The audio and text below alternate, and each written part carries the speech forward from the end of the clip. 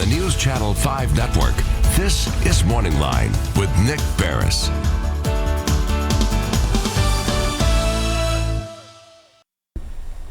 Good morning, everyone. Thanks for joining us on MorningLine. Nick Barris coming to you live and direct from our studios in downtown Nashville, the News Channel 5 network. It is Thursday, and we've got a packed show for you with 3 guests coming on this morning. As you know, here at News Channel 5, we're all about the rebound. As the stay-at-home order is about to be lifted here in the state of Tennessee and in other states, frankly, we're talking about the important issues that will come into play as we try to rebound from this pandemic, and that's what this show's about today. Okay, we have 3 guests. Before I introduce the first one, I'm going to run you through who we're going to have. In a moment, Dr. Carlos Rodriguez will be joining us from George Washington University. He's a public health expert and associate. He's been on once before. We're going to talk to him about the idea of opening up things now and the issue of contact tracing and how important that will be. All right, after that, we'll be joined by Metro Council member Steve Glover. Just locally here, a lot being talked about on the rebound. Small businesses trying to get back in business and trying to stay alive. Okay, we'll talk about the Small Business Task Force. And then at the end of the program, the longest segment of the show, which you're definitely going to want to stick around for, we'll be joined by Dr. Paula Bates, all right? She is with the Regional Biocontainment Lab at the University of Louisville. Late yesterday, the university sent out a breaking news alert that they appear to have a breakthrough technology when it comes to the potential treatment of COVID-19. This is a big deal. Lots of universities at Meharry and here at Vanderbilt and around the country are working on treatments and vaccines. As far as I know, this is the first university to go public announcing a potential breakthrough, and fast tracking with the FDA is now in the works. We're going to get into with her exactly what this means, but so many of us on this rebound looking for some good news when it comes to treatment. This may be it, at least the beginning of it. So stick around. We'll be talking to Dr. Paula Bates at the end of the program. So with no further ado, let's introduce our first guest of the show this morning. It's Dr. Carlos Rodriguez-Diaz, joining us this morning from George Washington University. And good morning to you, sir. Can you hear me? Yes, I can hear you. Good morning. I appreciate it. We do have a busy show, but want to ask you right off the top, as you follow this, you're a public health expert and associate there at the university. You see some states, and Tennessee now going to be one of the first here in the South, along with South Carolina and Georgia, lifting that stay-at-home order next week. Your take right now is a lot of experts have differing opinions on whether that's too early or not. What do you think? Well, certainly, we are worried about how long this is taking. This is a public health crisis, and many decisions are being made from other perspectives, which are important as well. However, the guidelines that have been recommended by the authorities and the experts in the field recommends not to open until we have at least 14 days of continuous decrease in new cases or new infections.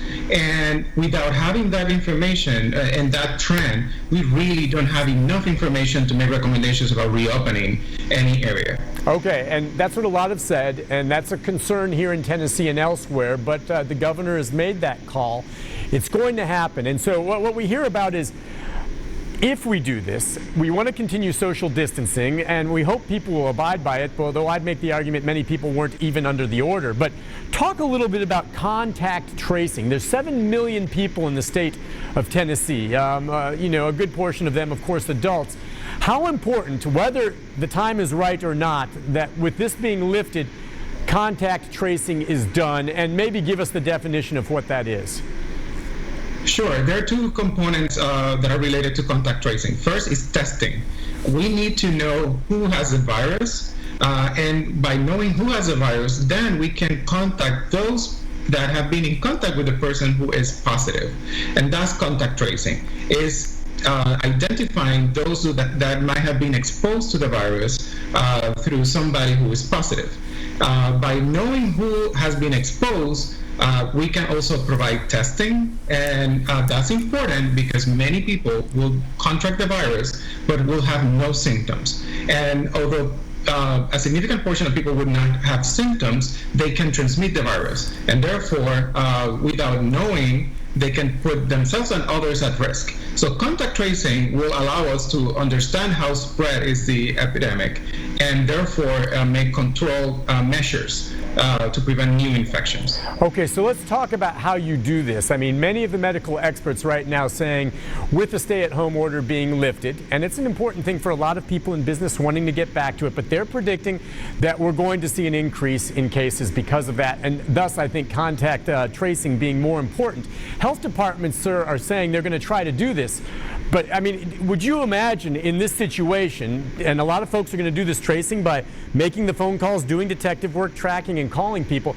I mean, they're going to have to hire more staff to do this, aren't they? I mean, health departments can't do this alone, tracking down literally thousands of people to find out who they've been in touch with and then contacting them. I mean, that's going to take an army of people to do, won't it?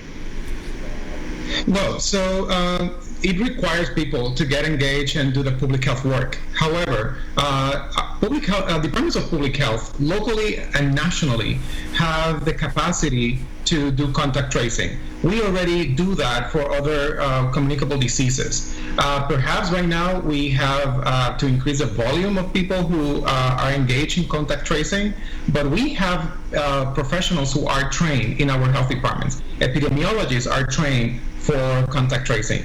So we already have some capacity in our departments of health at the local and national level. But as you mentioned, we might have to increase the volume of people engaged. However, there are different strategies that some states are using, from partnering with academic institutions to working with NGOs and agencies that have professionals with the competencies to support contact tracing. And in fact, it could be an opportunity to hire people to do contact tracing. Yeah, I was thinking this could be a way to provide some jobs in the short term. But if you would then, just so I understand how this works, let's just break it down. Let's just assume Mary Elena, my producer, who you know, okay, comes down with COVID-19. And then she's interviewed and she says, well, among others, I've been around Nick Barris. All right. So will I be at home and someone from the health department will call me? Is that literally how they have to do? They have to interview the patient, ask them, who have you been around? Where have you been? And then they have to track down everyone that maybe had a contact with that patient? That's exactly how it works.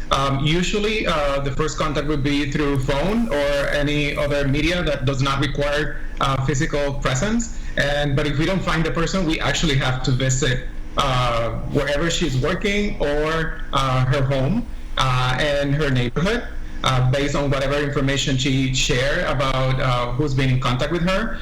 And the public health authorities might make recommendations about testing. Some people might not require to be tested, meaning contact people, because some people would not have symptoms. But others might require to be tested as well, depending on symptoms and the risk that they have made place in other people.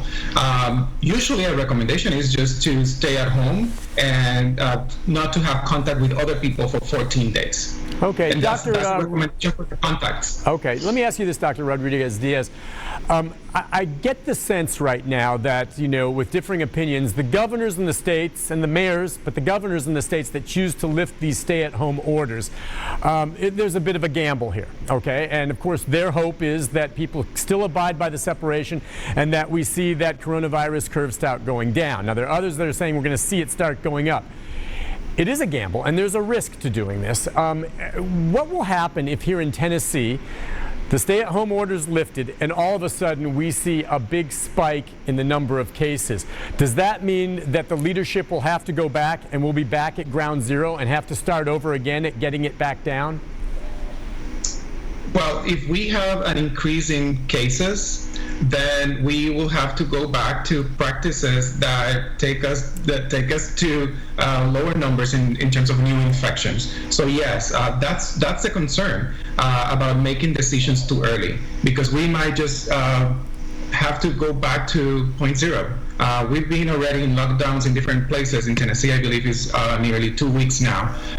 If returning to regular activities increase the exposure to the virus, and therefore we have more new cases, then other public health measures needs to be in place, because certainly the changes in policies and practices are not responding in the way we want.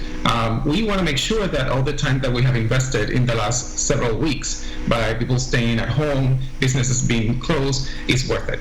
And the way of doing that, it's a little painful. We don't necessarily like to stay at home and to be unable to do activities that are important to us. However, this is a way of protecting our humanity, our well-being.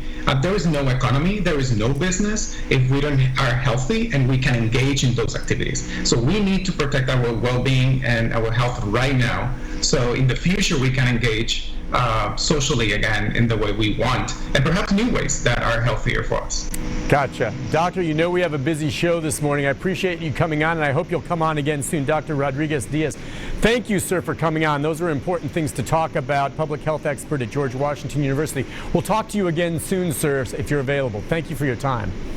Sure. Thank you. Okay, so yes, and I'm with him. My big concern, folks, on this is I understand how important it is to balance and get the economy open and get some of these people back to work. We saw the protesters down here that want to go back and get the economy going, but there's a balancing act between finances, okay, and health safety. And every governor that's lifting these orders right now, especially against the advice of many medical experts, it's a gamble. Because I can tell you this, any governor who does this, if there's a huge spike and a bunch of people get sick again and start dying, that's it for that governor, okay? And I sure hope that doesn't happen.